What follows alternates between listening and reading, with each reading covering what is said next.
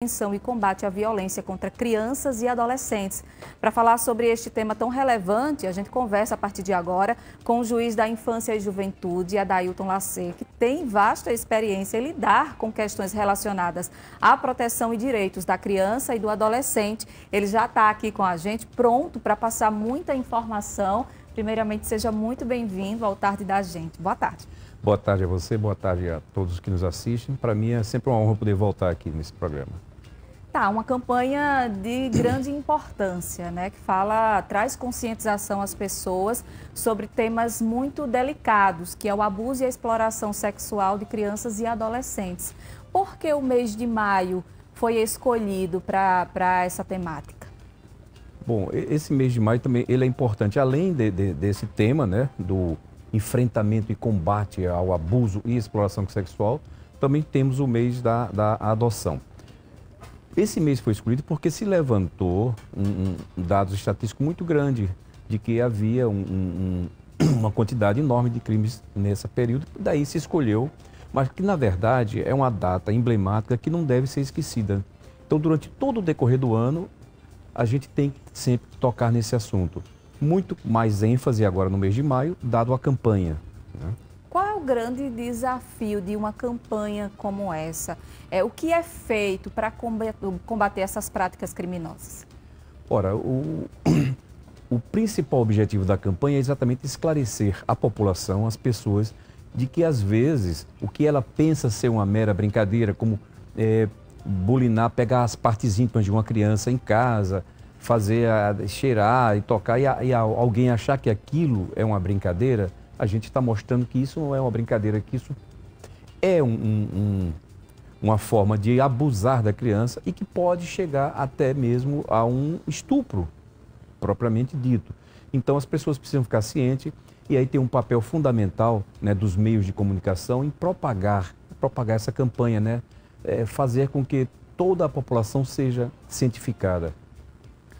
Eu ia perguntar justamente sobre isso. O que se enquadra, né? O que é considerado um abuso a uma criança? A gente viu recentemente nas redes sociais alguns famosos dando aquele beijinho na boca dos seus filhos. Um ato como esse pode ser considerado como abuso? Tem coisas... Há uma linha muito tênue aí entre o beijo realmente amoroso, paternal, maternal... E um beijo que pode desencadear na criança, né, uma certa estranheza. E vai querer fazer aquilo na rua com um coleguinha ou algum estranho fazer. Ora, você pegar uma criança, colocar no seu colo, que não tem aquela intimidade toda, e começar a acariciar com certo exagero essa criança, que já está caracterizando um abuso, não é? E isso é muito sério porque esses atos, esses crimes, eles são praticados sem testemunhas. No mais das vezes são praticados dentro do ambiente familiar, e isso é que é o mais grave, não é? Por pessoas que gozam da confiança da criança ou adolescente, ou sobre ela tem algum tipo de autoridade, como parentes, pai, professores. Então, é preciso que a criança saiba já desde pequena se defender, dizer, olha, nas minhas partes íntimas ninguém toca. Só a mamãe, o papai em alguma situação de higiene, etc. Sim. Né? E isso é muito importante a gente falar, porque a Justiça da Infância e Juventude, ela lida com esses casos assim, diariamente.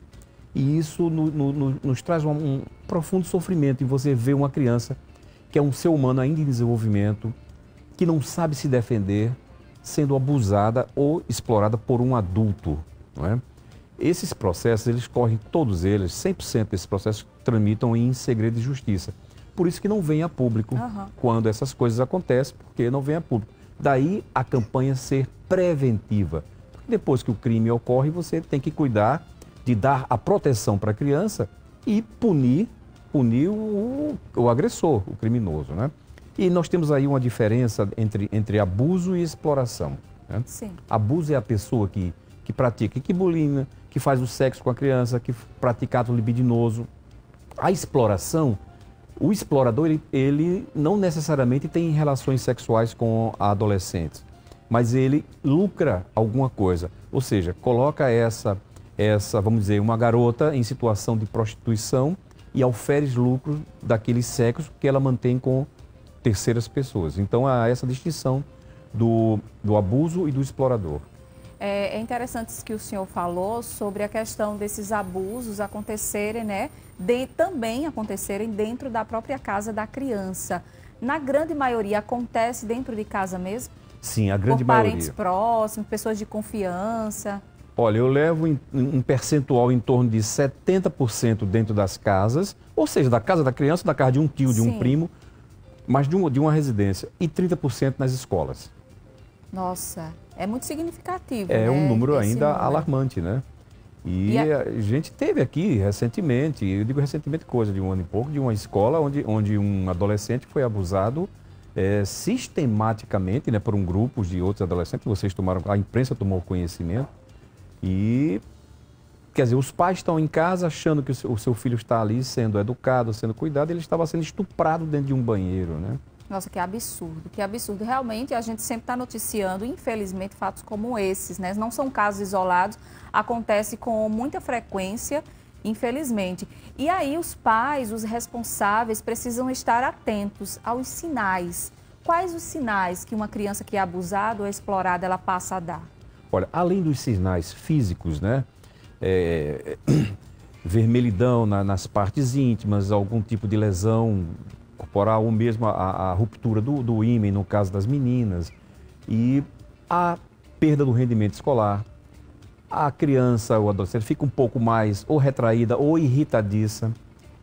Ela fica muito nervosa na presença do agressor, do abusador. Quando ele chega, ele não quer muita conversa. Se for um parente, ela está dentro da casa dela, mas ela não quer chegar perto.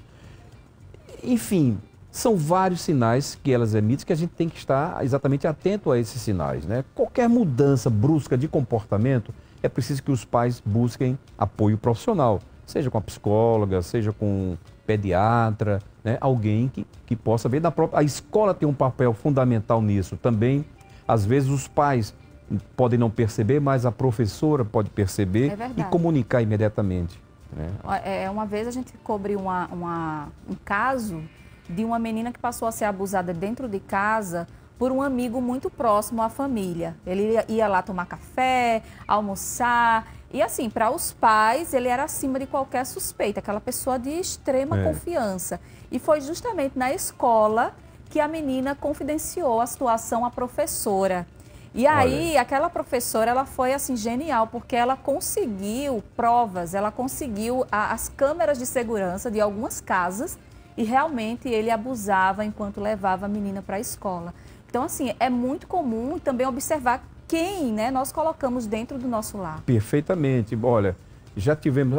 o mais comum é abuso praticado pelo padrasto. A mãe, né, separa do pai da criança, vem a casar ou viver em união estável com outro homem, e esse homem termina abusando dentro da casa, e a mãe, no mais das vezes, não acredita, acha que a filha está dizendo isso para afastá-la do companheiro. Então é muito, muito importante a ajuda de profissionais, né?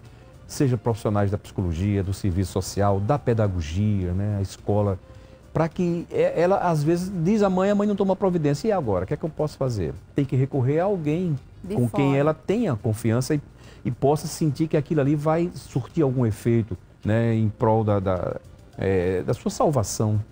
Realmente é um assunto muito complexo e que tem que ser realmente debatido para que essas informações cheguem, né, até a casa das pessoas e essas pessoas passem a olhar ali o seu convívio, as pessoas do seu ciclo de forma diferente, né? E aí eu tenho certeza que essa campanha também tem um valor muito, muito especial para falar sobre direitos das crianças e também dos adolescentes. Queria que o senhor falasse um pouquinho dos direitos. Pois é, desde 1990... a criança e o adolescente ela passou a ser sujeito de direitos. Porque no Código de Menores, de 1979, eles eram apenas tratados como adolescentes que estavam em situação de risco, de vulnerabilidade, de cometer ato infracional. Era situação irregular. Então criou-se a doutrina da proteção integral, onde eles passaram a ter direitos fundamentais, como todo adulto tem, direito à vida, ao esporte, ao lazer, à saúde, à educação.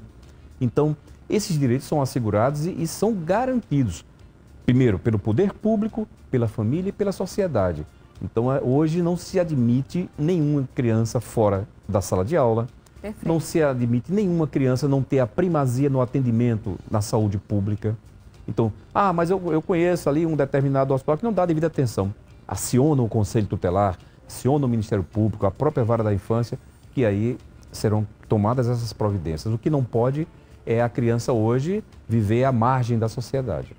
Agora, doutor Adailton, de que forma a sociedade pode ajudar, de repente, uma criança que está sendo vítima de abuso, de exploração, criança ou adolescente? A sociedade pode se envolver, pode denunciar?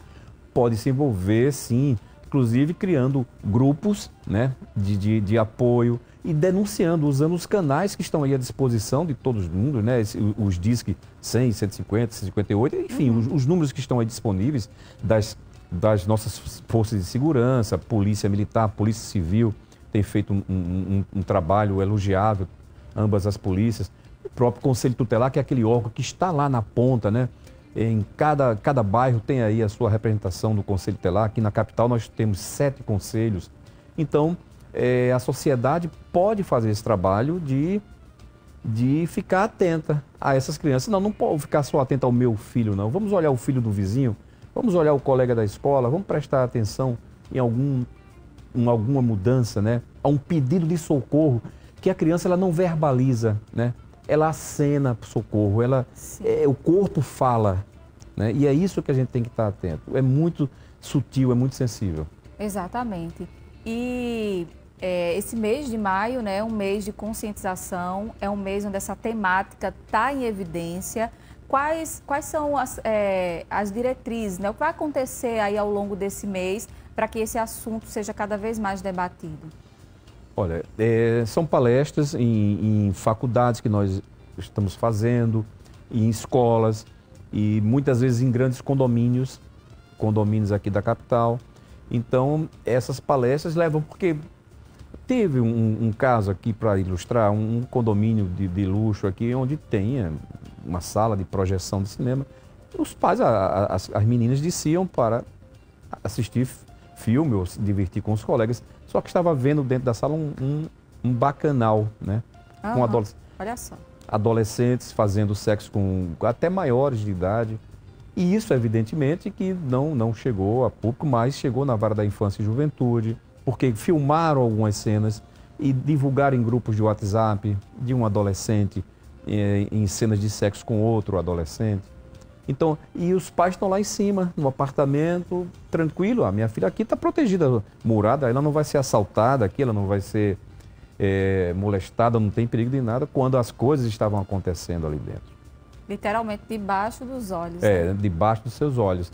Então, essas falas que a gente todo o sistema de justiça, a doutora Soraya Nóbrega, promotora de justiça, alguns integrantes de Conselho Tutelar também nos acompanham nessas falas, nessas palestras, para mostrar que isso acontece, que não é ficção.